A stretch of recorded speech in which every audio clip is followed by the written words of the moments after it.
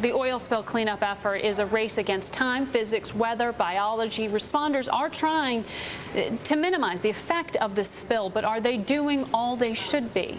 In 1989, the Exxon Valdez disaster was considered one of the worst oil spills in history.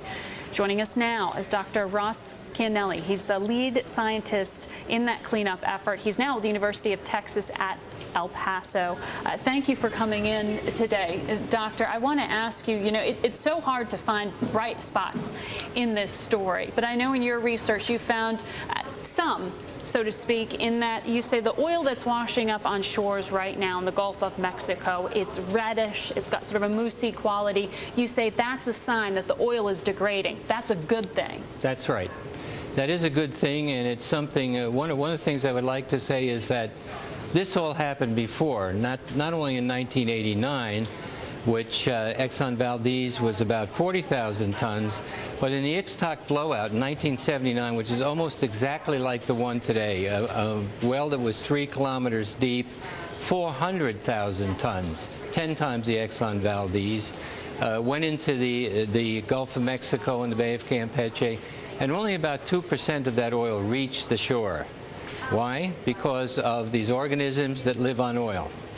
And this is a solution that you are advocating, the use of these microbes to sort of eat up the oil that's in the water. Now, why do you think, though, because I know this frustrates you, why do you think that precedent is being ignored in this case? Well, I just think that people are not familiar with the history. There's a lot of science and history behind this, and we're not adding organisms. They're everywhere in the world, in all the oceans naturally, because there's a huge amount of petroleum, 2 to 12 million tons a year everywhere in the ocean naturally seeping, and it's food for these organisms.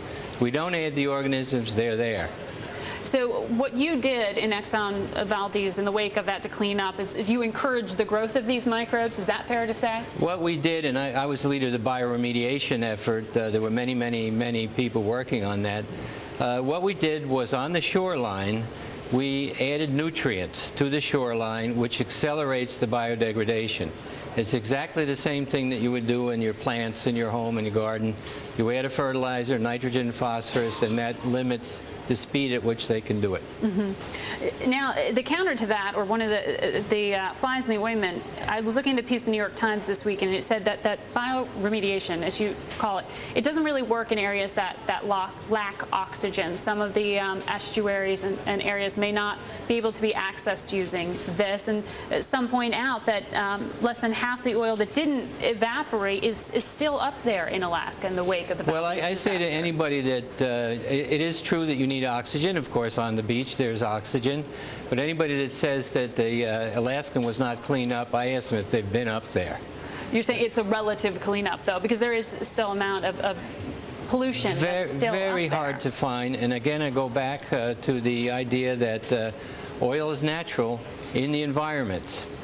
Well, I want to ask you here, you point out in your research that the fish population within 2 years you expect to be back where it was pre-crisis. How is that possible? That seems counterintuitive. Well, actually, again, you got to look at the science and the history. After every major oil spill in the world, there has been an explosion of fish a year or two later. In the Exxon Valdez case, 2 years later, they had the world's largest record salmon catch. The catch was so high that the price of salmon dropped. Exxon bought it at a low price and shipped it. Healthy? Like, oh yeah, I mean, absolutely. I go back to the same point that petroleum all the time is feeding, is being fed on by these organisms, next plankton, and it goes up to fish. It's natural.